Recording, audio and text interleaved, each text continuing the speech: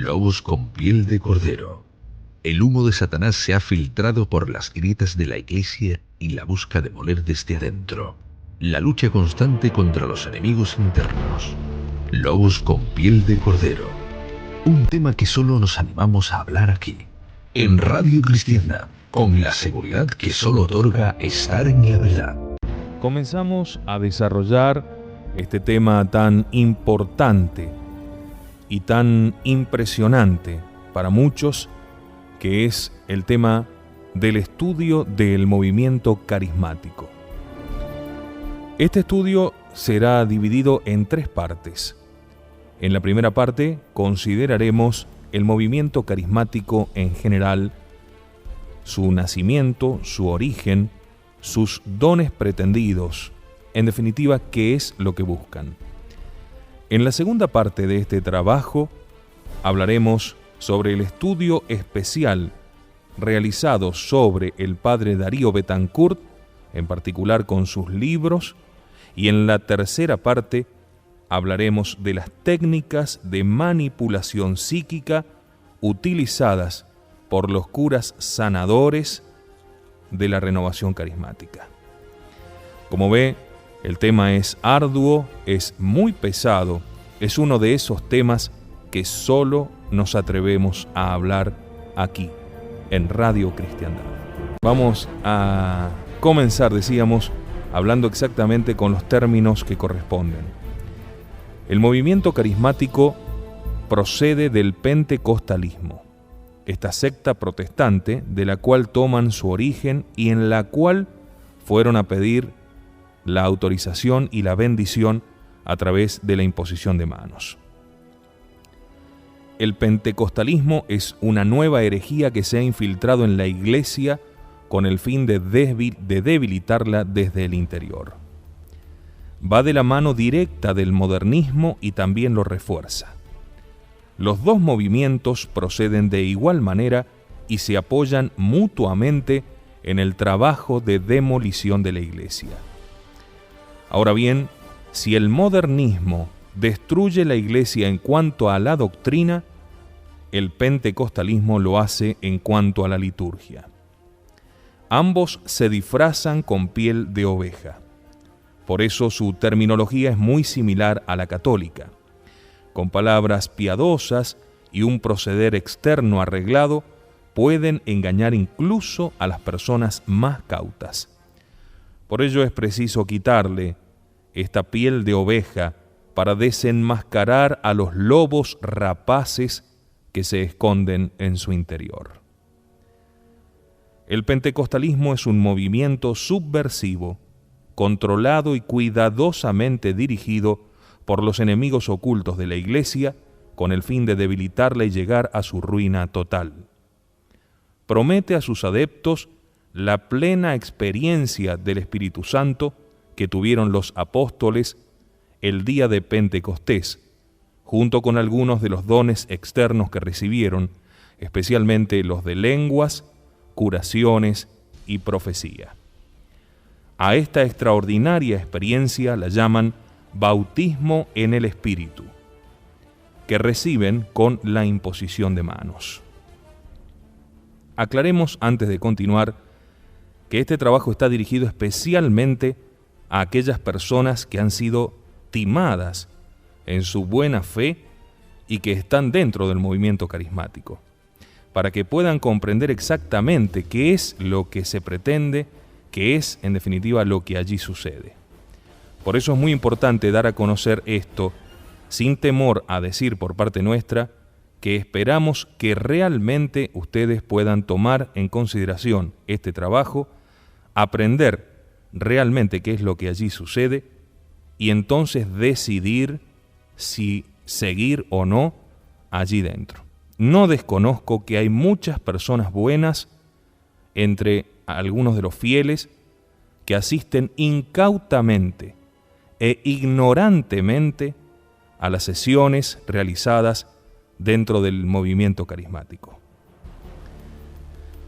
Los adjetivos pentecostal y carismático indican perfectamente el carácter de este movimiento. Pentecostal se refiere a la plenitud del Espíritu Santo recibido en el primer domingo de Pentecostés, mientras que carismático alude a los carismas o dones extraordinarios que acompañaron al don del Espíritu Santo en aquel día. Aquí muchas personas se engañan, porque entienden que el movimiento pretende simplemente ofrecer oraciones especiales e intensificar la devoción por la tercera persona de la Santísima Trinidad. Pero esto no es así. Las pretensiones de este movimiento son mucho más grandes, y sus efectos, si fuesen verdaderos, sobrepasarían con mucho los producidos por los 7 sacramentos instituidos por Jesucristo. Sin embargo, el movimiento carismático y la Iglesia Católica no pueden estar de acuerdo.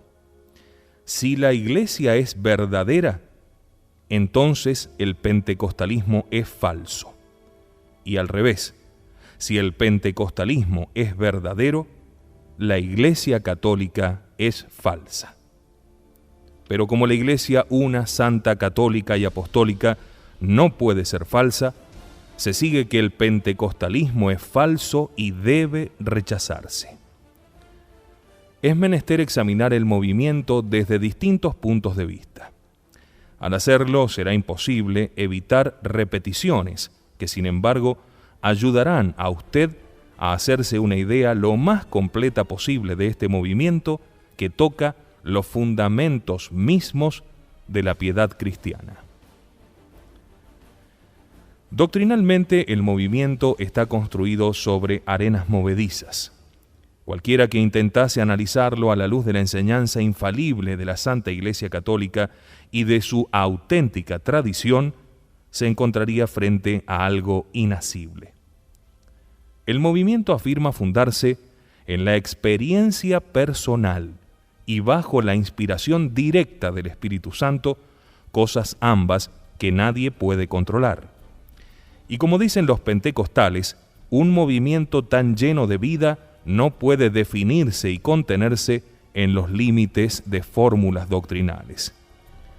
De ahí se sigue que el movimiento carismático no posee una doctrina sólida, sino vagas afirmaciones, referencias inconsistentes al Nuevo Testamento y formulaciones provisionales. En suma, es una sombra evanescente. Sus mismos jefes así lo admiten. Orientaciones teológicas y pastorales sobre la renovación carismática católica es uno de los documentos más importantes del movimiento. Fue preparado en Malinas, Bélgica, en el año 1974 por algunos llamados expertos internacionales bajo la guía del cardenal León Suenens, que, como nos informa el documento, tuvo parte activa en la discusión y formulación del texto. También se dice que el documento no es exhaustivo y que se requieren ulteriores estudios. Esta afirmación representa una de las ideas más repetidas. El texto se presenta como una tentativa de respuesta a las principales preguntas que suscita el movimiento carismático. En otras palabras, los autores no saben qué es lo que son. Nosotros sí. Son ciegos guías de ciegos. Cuando pasamos al texto, nos tropezamos con multitud de afirmaciones vagas, medias afirmaciones, intentos de respuestas y opiniones. A duras penas se hacen algunas distinciones. Sin embargo, las distinciones son justamente la base y la fuente de cualquier argumento teológico. Sin ellas es imposible distinguir lo verdadero de lo falso, la opinión o la hipótesis de la doctrina segura. Tomaremos, por ejemplo, el pasaje de la página 21 titulado «La experiencia religiosa pertenece al testimonio del Nuevo Testamento». En esta página se afirma que la experiencia del Espíritu Santo es la contraseña de un cristiano, y en parte con ella los primeros cristianos se distinguían de los no cristianos. Se consideraban representantes no de una nueva doctrina, sino de una nueva realidad, el Espíritu Santo. Este Espíritu era un hecho vital, concreto, que no podían negar sin negar que eran cristianos. El Espíritu les había sido infundido y lo habían experimentado individual y comunitariamente como una nueva realidad.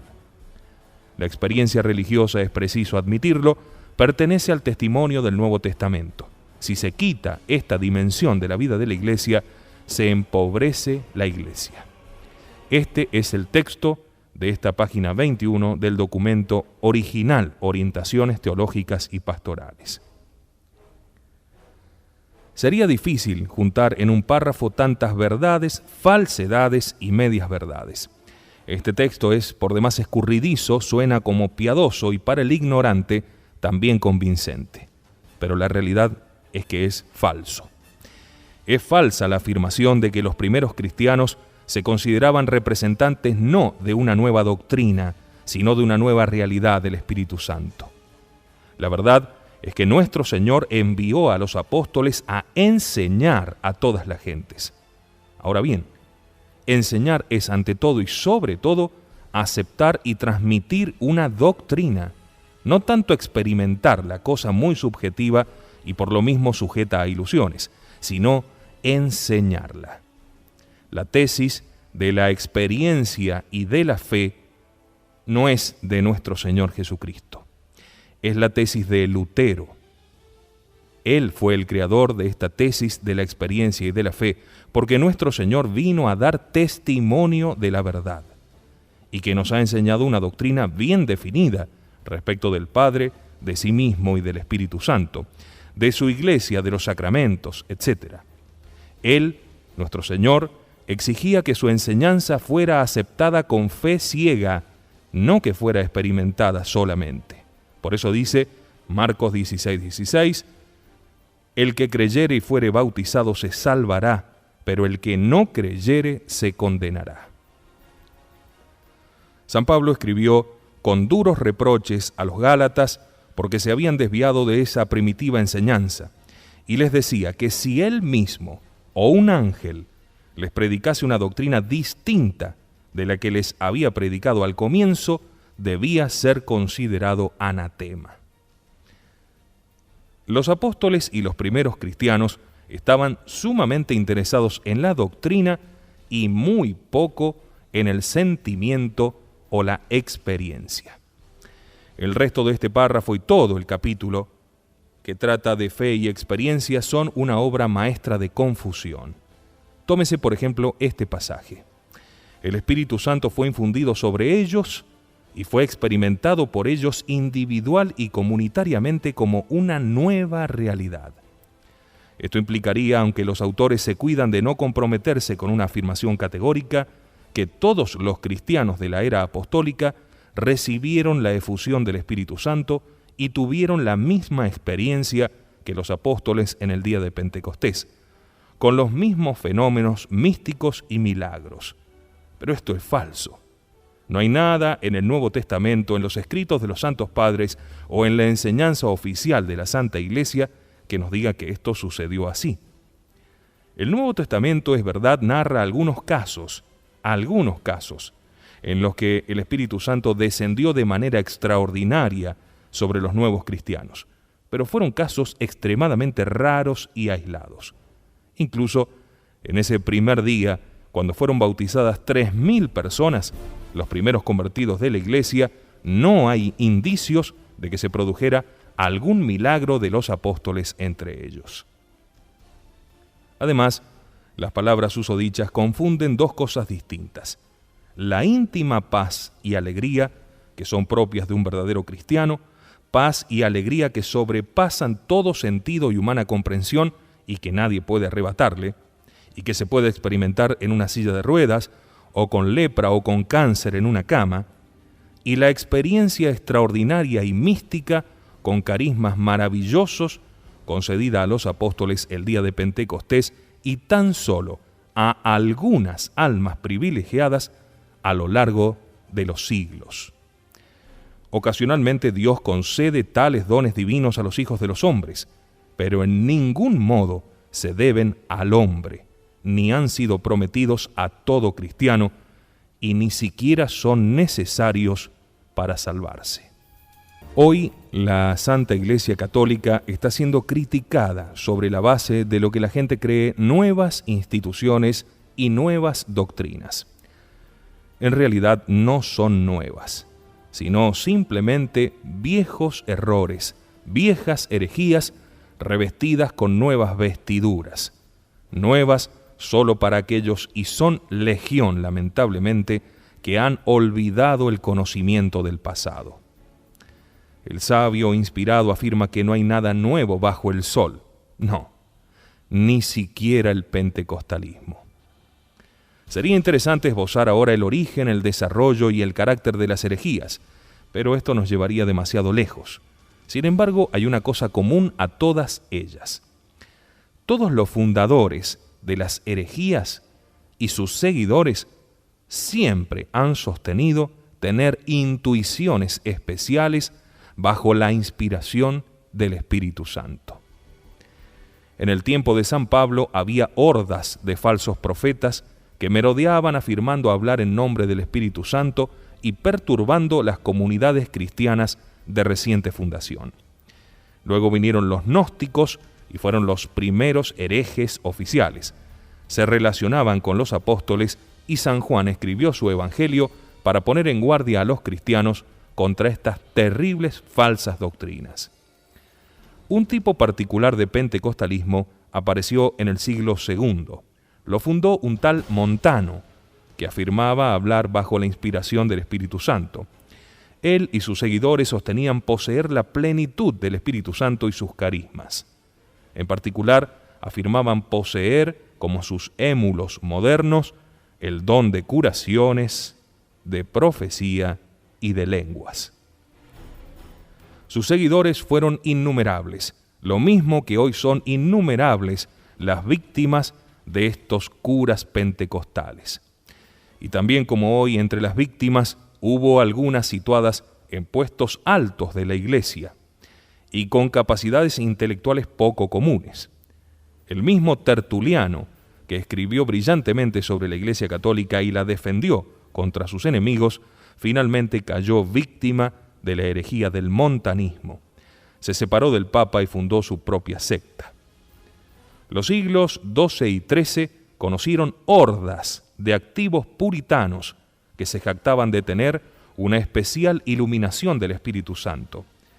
Como los modernos pentecostales, viajaban sin parar de un sitio a otro predicando lo que era su propio evangelio. Algunos sobreviven hoy, otros no han dejado seguidores. Podríamos citar entre ellos los albigenses, los valdenses, los cátaros, los pobres de Lyon, etc. Todos fundamentaron sus creencias y prácticas extrañas en la Escritura e intentaron disminuir y en lo posible destruir la Iglesia católica. Pero fue a Lutero a quien correspondió arrebatar a la Iglesia naciones enteras. Lutero, un desviado sacerdote católico, sostenía que él y sus seguidores poseían la plenitud del Espíritu Santo que negaban a los obispos, a los papas e incluso a los concilios. Por eso el protestantismo, por su misma naturaleza, llegó a ser la cuna y el terreno de cultivo del moderno pentecostalismo.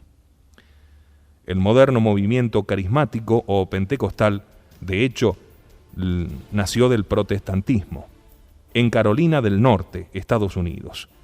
La fecha oficial de nacimiento fue el año 1892. Sus fundadores fueron el reverendo Spurling y el reverendo Bryant, pastor baptista el primero y metodista el segundo. El movimiento fue muy bien recibido por sus comunidades contemporáneas. Estos pentecostales afirmaban poseer la misma plenitud del Espíritu Santo que los apóstoles recibieron el día de Pentecostés, junto con algunos carismas también recibidos por los apóstoles ese mismo día, en particular los dones de curaciones, profecía y lenguas. Como sus hermanos protestantes afirmaban que el Espíritu Santo interviene directamente en la interpretación personal de la Sagrada Escritura, rechazaban también todos los dogmas porque sostenían que el Espíritu Santo inspira directamente a los fieles lo que es necesario creer para salvarse. Por ello en el movimiento no había lugar para ningún tipo de magisterio, porque la piedad cristiana era vivida entusiásticamente, incluso con mucha emotividad y exaltaciones extremas. Era lógico que un movimiento de este género terminara en el caos. Esto habría debido abrir sus ojos y hacerles cambiar de camino, porque el Espíritu Santo no produce el caos. En cambio, los pentecostales protestantes explicaron el fenómeno diciendo que la confusión era inevitable en un movimiento vivo y en expansión. Una mirada a los organismos vivos en torno a nosotros les habría debido enseñar que la vida sana se desarrolla armoniosamente y produce cosas buenas, mientras la vida que se desarrolla caóticamente no produce más que monstruos y abortos de la naturaleza. La Santa Iglesia Católica juzgó entonces el movimiento por lo que era.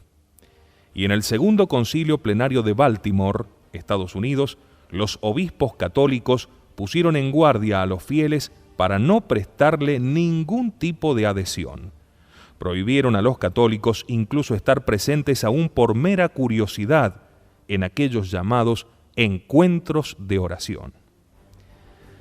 Sin embargo, la Iglesia no conoció un movimiento así en su interior y los católicos se libraron del contagio hasta el año 1966.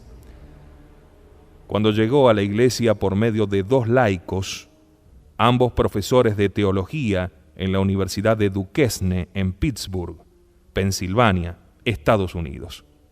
¿Cuándo no? Década del 60 y ¿cuándo no? Estados Unidos.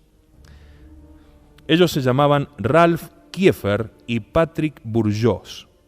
Ellos leyeron, releyeron y discutieron, entre ellos, claro, los dos libros sobre el movimiento pentecostal protestante. Uno del pastor Wickerson llamado La Cruz y la Palanca de Cambio, y el otro de un periodista de apellido Sherrill, Ellos hablan en lenguas. En su deseo de reencender la llama de la fe en los estudiantes universitarios católicos, pensaron que Dios había puesto en sus manos un medio providencial. En su lucha contra la apatía y la increencia de los universitarios, tenían necesidad de aquel poder que poseía el pastor Wickerson. Estudiaron o reestudiaron durante 2 meses sucesivos. Después, releyeron algunos pasajes de la carta de San Pablo a los Corintios, 1 Corintios 12, y de los Hechos de los Apóstoles, que sirvieron como base teológica al movimiento, y por fin se dirigieron a un grupo de oración pentecostal protestante para recibir el bautismo del Espíritu. Recapitulemos. Había sido condenado por la Iglesia. Pesaba sobre las actividades del movimiento pentecostal protestante una prohibición expresa de la Iglesia Católica para participar, aunque por mera curiosidad, de sus reuniones. Sin embargo, estos dos laicos decidieron ir a una reunión de oración pentecostal protestante para recibir allí, de manos de los protestantes, el bautismo del Espíritu. Y así fue como el 13 de enero de 1967, en un encuentro de oración, se impuso las manos a Ralph Kiefer y a Patrick Bourgeois, que recibieron el bautismo del Espíritu junto con el don exaltante de hablar en lenguas.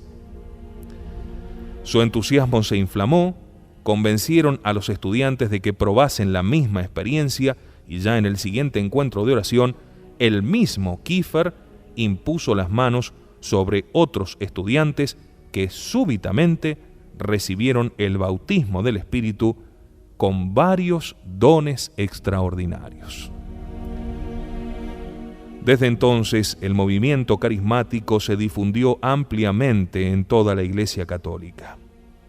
Ha ganado seguidores incluso entre cardenales y obispos, y naturalmente atrae como una calamidad irresistible a millares de religiosas deseosas de experimentar lo que creen ser las emociones del primer Pentecostés. Pero es necesario subrayar todavía una vez más que no existe un movimiento carismático católico. el movimiento no es católico, es protestante. No ha nacido en el seno de la Iglesia católica, sino que fue importado a ella desde las sectas pentecostales protestantes en las cuales nació. Es protestante hasta la médula, es hijo de la herejía. Llamarlo católico significaría decir que puede haber un auténtico movimiento carismático católico y un auténtico movimiento carismático protestante. Como si el Espíritu Santo pudiera asumir roles diversos según obre en la Iglesia católica o en las sectas protestantes.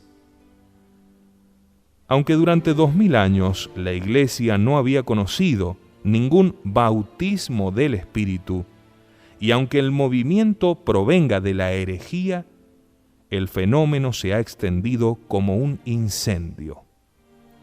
¿Cómo ha podido suceder una cosa así? La respuesta, pensamos, es ante todo esta. El movimiento carismático promete una especie de conversión inmediata y una santidad inmediata. ¿Quién renunciaría a tan preciosos dones por tan poco precio? Para quienes presentan objeciones, tienen ellos una respuesta pronta y aparentemente convincente. Dicen: ¿por qué pones objeciones? ¿Acaso no ves que muchos sacerdotes, obispos e incluso cardenales respaldan el movimiento? Es claro que no hay ningún mal en ello. Es evidente que el engaño diabólico escondido dentro del movimiento carismático ofusca a la masa de superficiales que van en busca de este éxito clamoroso y de resultados inmediatos, olvidando que el camino de la santidad auténtica y del apostolado eficaz y duradero está hecho de abnegación, silencio, mortificación, humillación y también de aparente fracaso. Si el grano de trigo no cae en tierra y no muere, no produce fruto, dice el Señor. Hay que advertir que si en los seglares y en algunas religiosas se puede presumir la buena fe, no es así en los eclesiásticos que están en situación de comprender este diabólico fraude.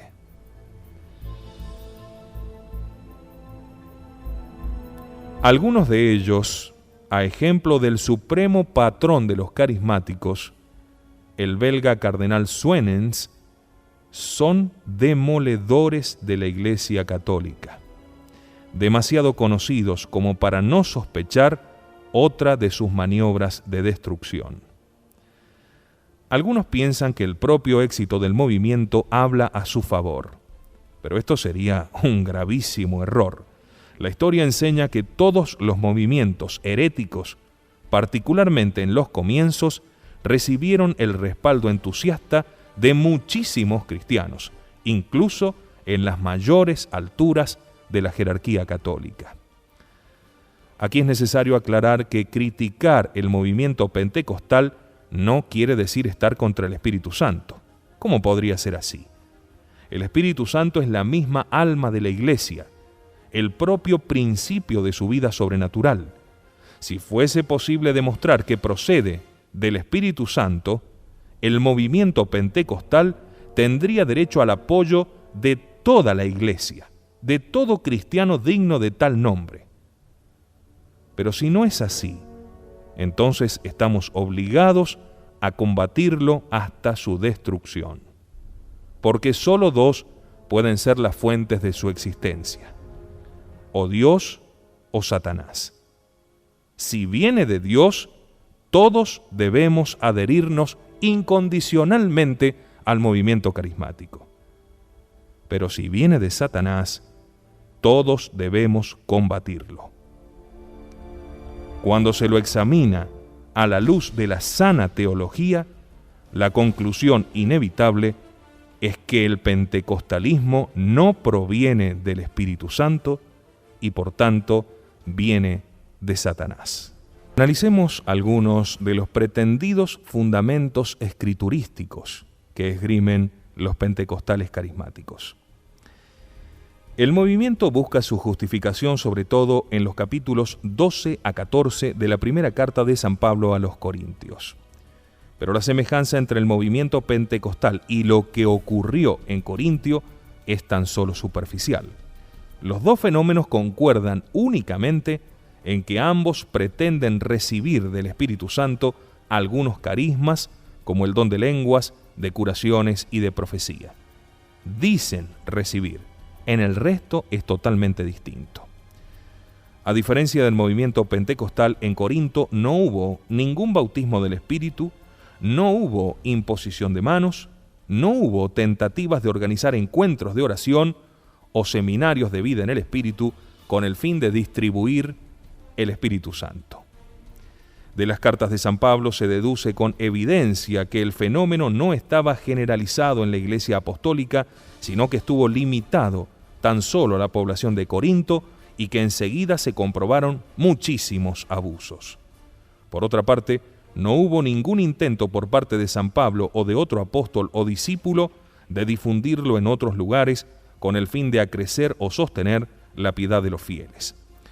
Por fin, los improperios de San Pablo tuvieron el efecto de una ducha fría sobre ese inicio de movimiento que de repente desapareció de la Iglesia y no se oyó hablar de él en la Iglesia hasta 1966. Los pentecostales modernos, por su parte, no ahorran esfuerzos para difundir el movimiento en todo el mundo. En Corintio, los carismáticos hablaban lenguas extrañas, al revés de los modernos pentecostales que emiten sonidos extraños, llamado musitaciones. Eran aquellas lenguas que hablaban los corintios, si bien desconocidas a las presentes, verdaderas. Esto es evidente por la unánime interpretación de los santos padres de la Iglesia, e incluso por los repetidos reproches del mismo San Pablo. Por ejemplo, en 14:10 dice San Pablo: hay sin duda muchas y diversas lenguas en el mundo y ninguna carece de significado. Pero si no entiendo el significado de la lengua, seré extranjero para el que habla y el que habla será extranjero para mí. Además, San Pablo dice que él mismo posee el don y que lo posee con más plenitud que ellos. 1 Corintios 14:19. Y así era justo que fuese, porque debía predicar el Evangelio a todos los pueblos. ¿Cómo habría podido San Pablo aprender tantas lenguas tan rápidamente? Dios, por lo tanto, obró en él el mismo milagro que había obrado en los otros apóstoles el día de Pentecostés. A su vez, los pentecostales emiten sonidos ininteligibles, musitaciones, y el balbuceo no puede ser lenguaje de la tercera persona de la Santísima Trinidad, que es espíritu de suprema sabiduría y verdad. Los pentecostales no tienen en cuenta los consejos de San Pablo y por lo tanto se vuelven inhábiles para recibir el Santo Espíritu. De hecho, San Pablo, si bien no prohíbe a los corintios profetizar o hablar en lenguas, repite insistentemente que el don de lenguas es el menos importante entre los carismas y que no debe ser buscado. Cuando se presente el caso auténtico de una persona que habla en lenguas, debe hacerlo con discreción y de manera decorosa, y en cuanto no haya nadie que comprenda o ningún intérprete presente, debe callarse. San Pablo pone en evidencia que el fiel debería ambicionar no estos dones, sino más bien las grandes virtudes de la fe, de la esperanza y de la caridad.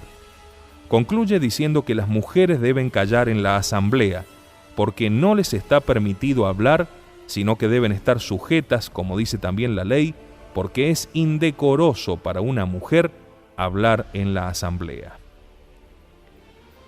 Los pentecostales, sin embargo, fundándose insistentemente en la epístola de San Pablo, no tienen en cuenta los consejos y las normas prescriptas en el nombre de Dios, volviéndose así inhábiles para recibir el Espíritu Santo y sus dones.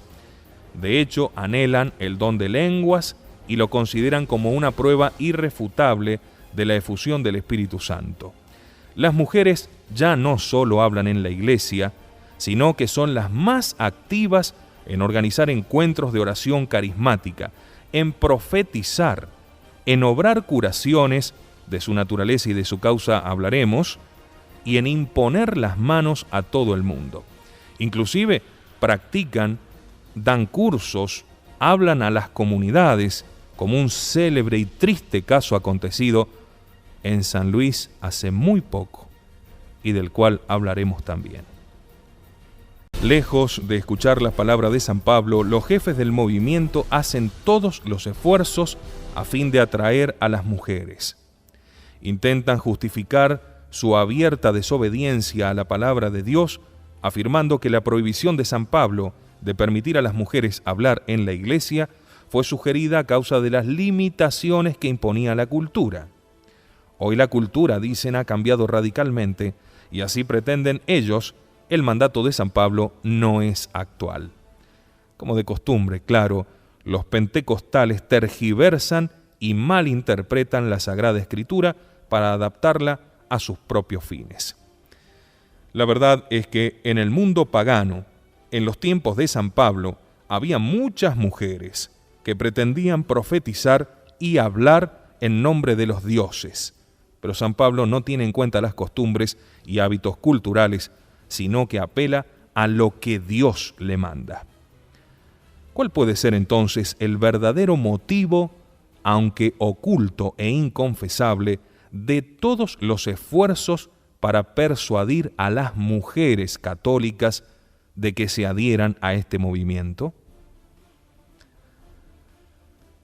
Creemos que sucede porque se percatan de que por su naturaleza emotiva, las mujeres pueden ser manejadas más fácilmente que los hombres para creerse movidas por el Espíritu Santo.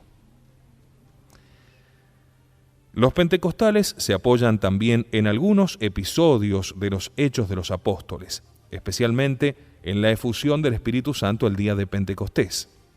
Buscan traer a la mente de todo cristiano aquella gran experiencia mística. ¿Por qué? Dicen, hay que privar a un cristiano de aquel don incomparable, tan necesario para una vida cristiana fervorosa. La respuesta es la siguiente.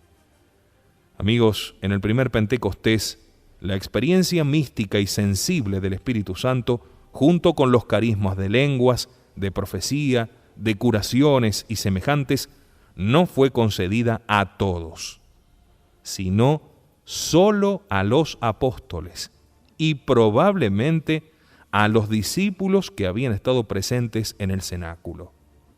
Ciertamente no fue concedida a los convertidos que fueron bautizados aquel día. Sin embargo, los apóstoles hablaban en una lengua, mientras que los oyentes les oían cada uno hablar en su propia lengua. Obviamente los apóstoles hablaban arameo, con su acento galileo, pero la gente les oía hablar en griego, en latín, en parto, en elamita, etc.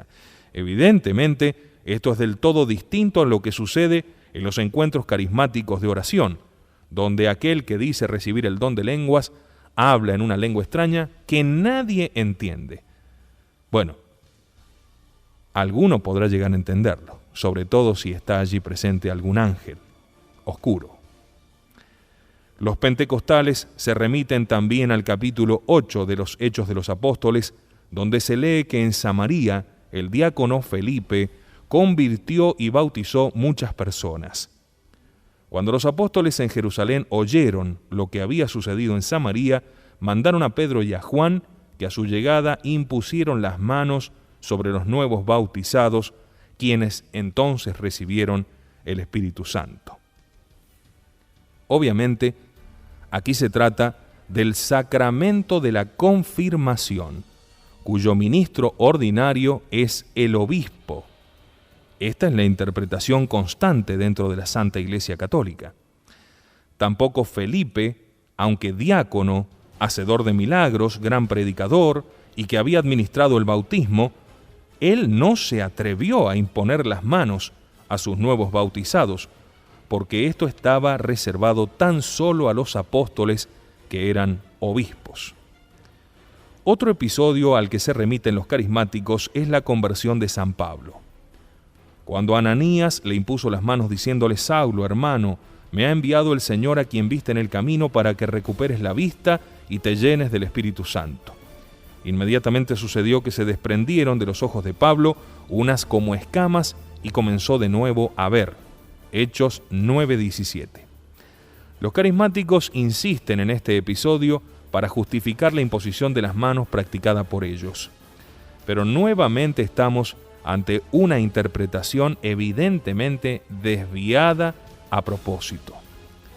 Ananías era probablemente sacerdote y de todas maneras no iba imponiendo las manos a la gente para dar el Espíritu Santo. Tuvo una visión, tuvo un mandato especial de Dios para este caso particular. Vete a la calle estrecha y busca en la casa de Judas a uno que se llama Saulo y que viene de Tarso, le dijo el Señor. Esto no tiene absolutamente nada que ver con las pretensiones de los carismáticos. Hay además muchos otros episodios a los que apelan los pentecostales carismáticos, pero que pueden ser refutados uno a uno.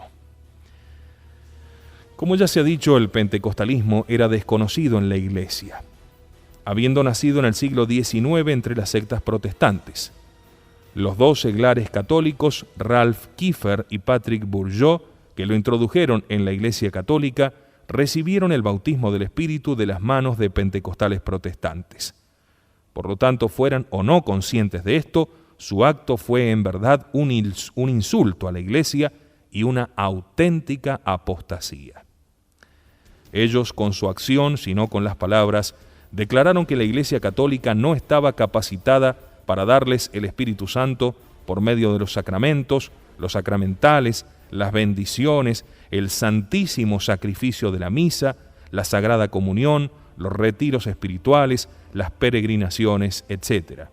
Por eso tuvieron que ir a buscar afuera, entre los pentecostales protestantes, aquello que no se encontraba fácilmente en la Iglesia. Si esto no es una apostasía, ¿dónde estará? Ahora bien, ¿cómo podía el Espíritu Santo comunicarse a tales personas?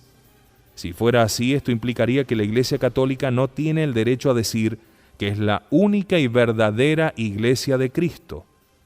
Por consiguiente, todo católico debería abandonar la Iglesia y unirse a los pentecostales protestantes, que fueron llenos del Espíritu Santo mucho antes que la Iglesia católica supiera algo de ello.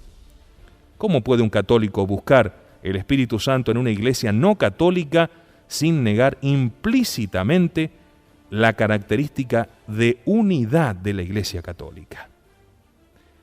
Enseguida continuaremos analizando más acerca del movimiento carismático en este especial de Radio Cristiandad. Lobos con piel de cordero. El humo de Satanás se ha filtrado por las grietas de la Iglesia y la busca demoler desde adentro. La lucha constante contra los enemigos internos. Lobos con piel de cordero.